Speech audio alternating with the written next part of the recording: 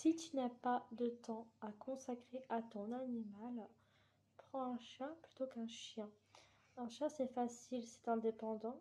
Le chat, avec son attitude a priori indépendante, ne nécessiterait pas beaucoup de soins et d'attention, serait peu attaché à son humain et se satisferait d'une gamelle bien pleine, vraiment. Vivre en compagnie des chats depuis son plus jeune âge donne une toute autre vision des choses.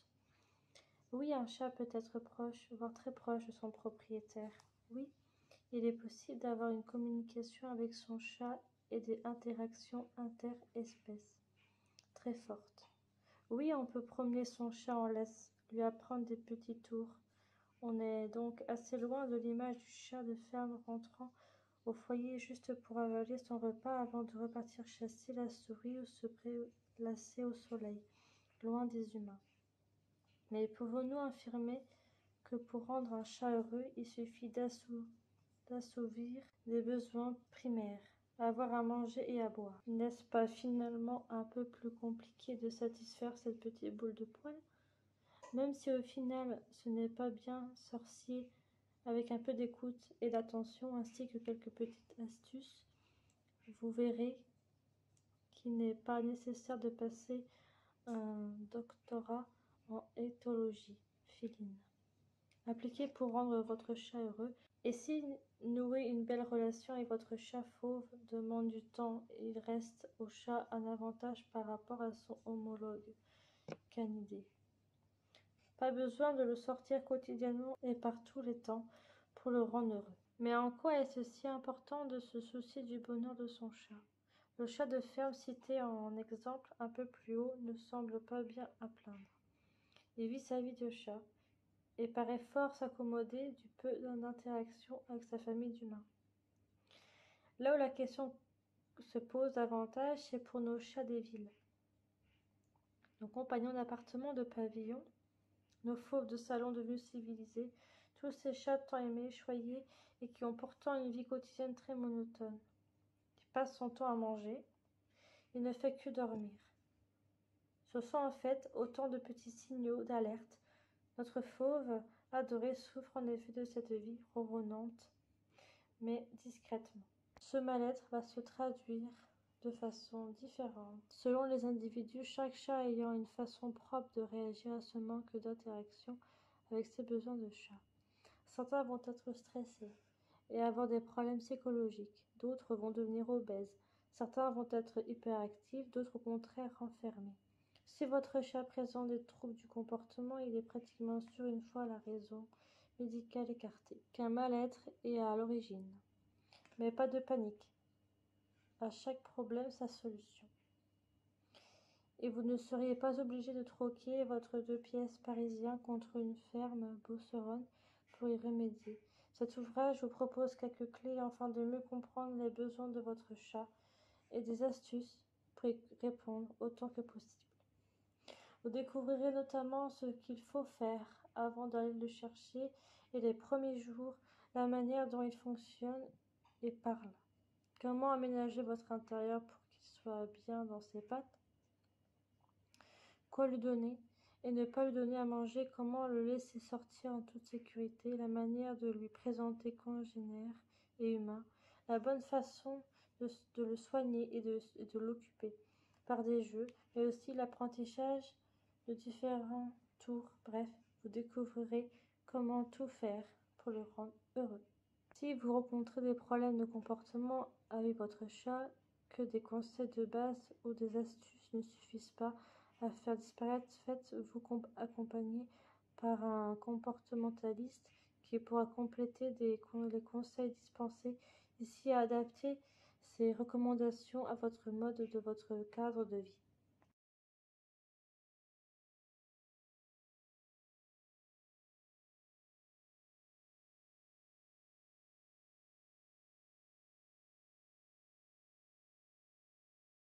Avant d'adopter un chat ou un chaton, mieux vaut réfléchir à certaines choses, comme l'endroit où aller le chercher, son cadre de vie et le temps dont on dispose pour s'adapter au mieux à lui.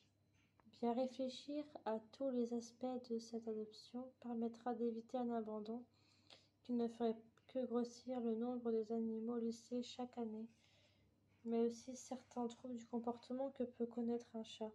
Stress, anxiété, agressivité. N'oubliez pas par ailleurs qu'il sera votre compagnon de vie pendant une petite vingtaine d'années si tout va bien. Mais pas de panique.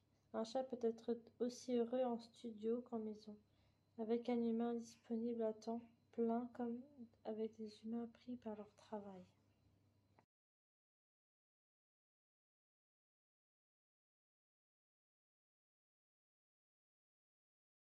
Vous vous demandez certainement lequel vous conviendrait le mieux.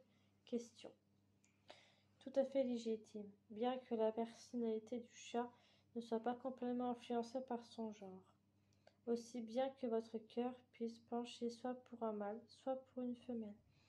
Il est tout d'abord primordial de vous renseigner sur la personnalité de votre futur compagnon à poil, et surtout de passer du temps avec les chats proposés à l'adoption, car former un bon binôme humain-félin est avant tout une histoire de feeling. Que vous optiez pour un mâle ou pour une femelle, pensez à le faire stériliser s'il ne l'est pas. Vous allez vite comprendre pourquoi.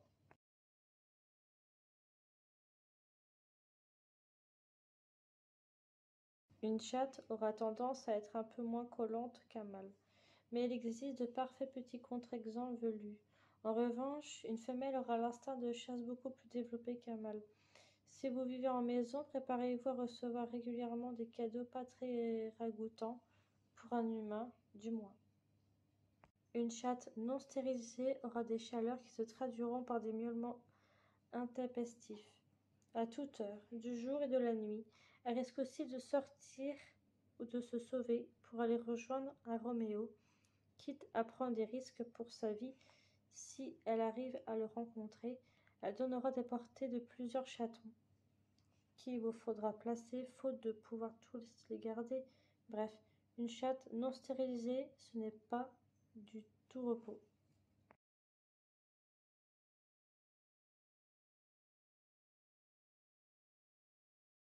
Les mâles sont en général plus calmes et plus placides que les femelles, et sont plus enclins à être de parfaits chats de genoux. Une fois encore, votre chat devra être stérilisé pour le bien-être de tous. En effet, un mâle aura tendance à vouloir marquer son territoire, un univers qui lui est cher.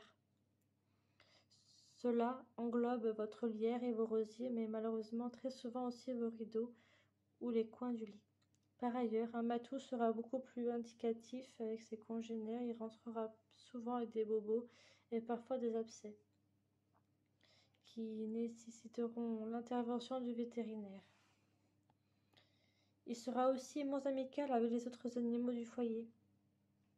De plus, le chat, s'il n'est pas castré, n'hésitera pas à parcourir des kilomètres pour retrouver sa Juliette, prenant tous les risques pour arriver à ses fins. Autant vous dire qu'un chat non castré a une durée de vie beaucoup courte que son homologue stérilisé.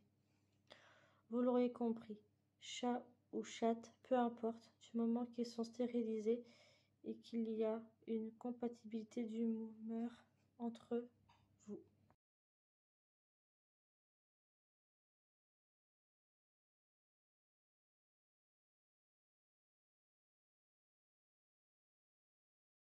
Un chaton petit et mignon peut vite faire craquer, mais il faut prendre quelques précautions avant de se lancer.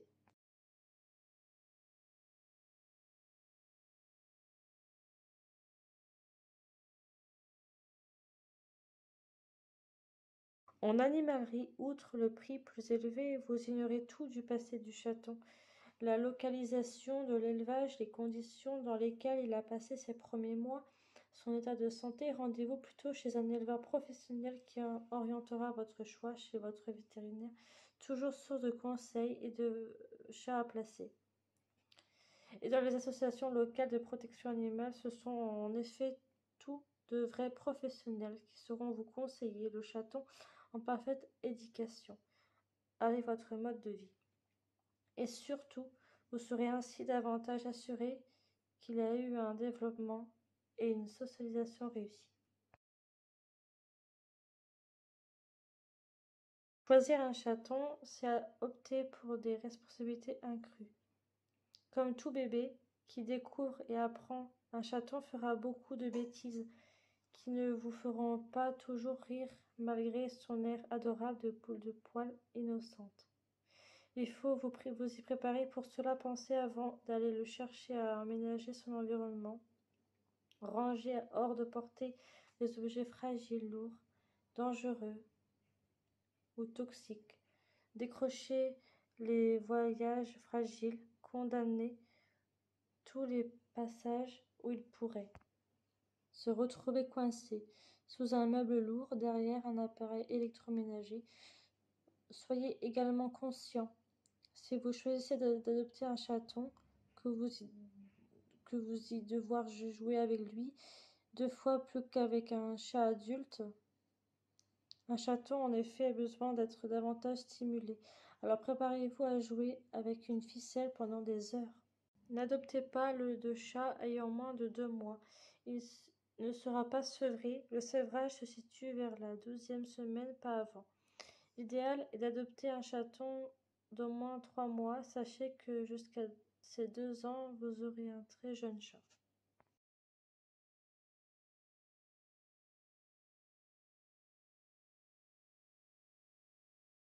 Prévoyez d'être présent les premiers jours en allant, par exemple, chercher un petit chat pendant vos congés.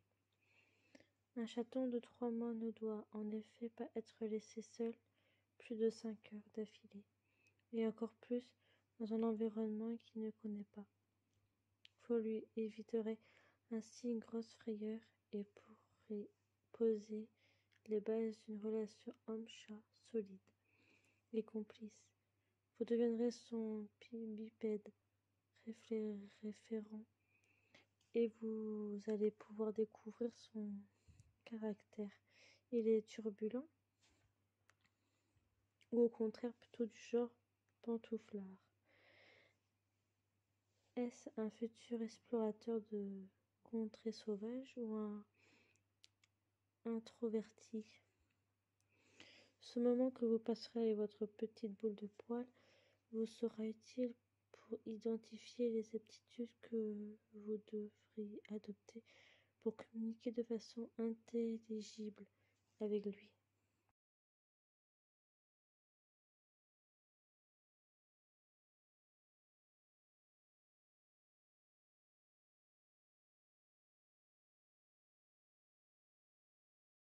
Beaucoup de chats adultes et même âgés attendent bien plus longtemps dans les associations pour trouver une famille que les mignons chatons. En allant le chercher là-bas, vous feriez 2 heureux. Cet adorable félin de salon qui va pouvoir retrouver un toit et le chat qui remplacera la place laissée vacante dans l'association. Pensez à parler de votre cadre de vie et de vos aptitudes pour les associations, vous conseillant au mieux et vous oriente vers un chat compatible avec votre personnalité. Vous craquez devant un chat de race, un siamois élégant ou un persan ébouriffé, mais vous ne voulez pas passer par la casse. Chaton, bêtise, pas de panique, de nombreux chats de race sont aussi proposés à l'adoption, malgré leur pédigré aussi long qu'une liste de courses. Si vous trouvez un chat qui vous semble abandonné dans la rue, avant de l'installer chez vous, vérifiez qu'il n'est pas tout simplement perdu. Pour cela, allez chez le vétérinaire pour voir s'il est identifié par une puce électronique le plus souvent. Et mettez une annonce sur les sites dédiés ou sur Facebook dans la page Pet Alert de votre département pour dire où vous l'avez trouvé. Vous voulez vous lancer, mais vous hésitez à franchir le pas. Rapprochez-vous de l'association de protection animale locale et proposez-vous en tant que famille d'accueil. Vous allez avoir à vous occuper d'un chat le temps qu'il soit adopté pouvoir ainsi tester grandeur, nature, et que cela fait de l'être humain un d'un chat.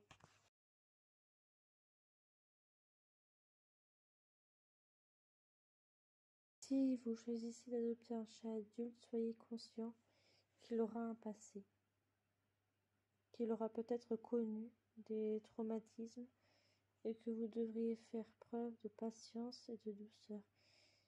Il y a en effet des risques qu'il soit apeuré, timide ou stressé les premiers temps.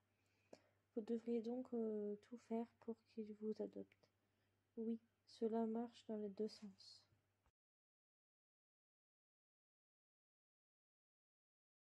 Ne punissez jamais votre chaton ni votre chat. Non seulement vous pourriez lui faire très mal, c'est un animal de petite taille fragile, mais en plus vous pourriez occasionner un stress pouvant mener à des troubles du comportement. Comment voudra-t-il vous accorder sa confiance s'il a peur de vous? Optez pour le détournement de l'attention. Exemple, lancez un jouet pour le détourner d'une bêtise. Et le renforcement positif, caresse, félicitations d'une voix douce ou friandise lorsqu'il adopte le comportement souhaité. Vous pouvez lui interdire quelques actions par un nom bruyant ou un claquement de main, mais c'est le maximum autorisé. Sous peine de le fragiliser, n'oubliez pas non plus qu'employer le moindre pichonnette sur votre chat lui enseigne l'agressivité. Or, il ne faut pas que ce soit un repère de langage compréhensible et toléré dans la relation chat-humain. La meilleure méthode pour sanctionner un comportement inadapté, exemple, le chat joue sur vous avec ses griffes. C'est le prononcer un nom bien fort, puis d'ignorer complètement. Pas un regard, pas une attention, le chat pendant une minute, puis de reprendre les interactions. Minet comprendra au bout de 2 ou 3 fois d'agir avec ses griffes, arrête le jeu et l'intérêt que vous lui portez et ne cherchera plus à jouer ainsi.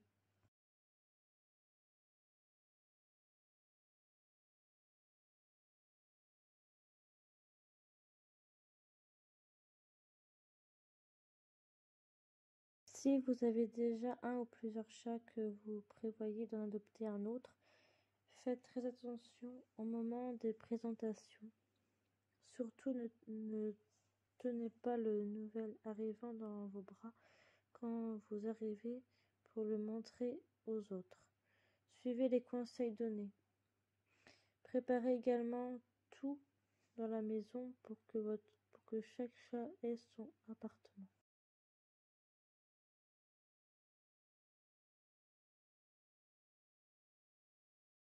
Il n'y a aucune raison d'avoir peur si vous suivez quelques principes de précaution.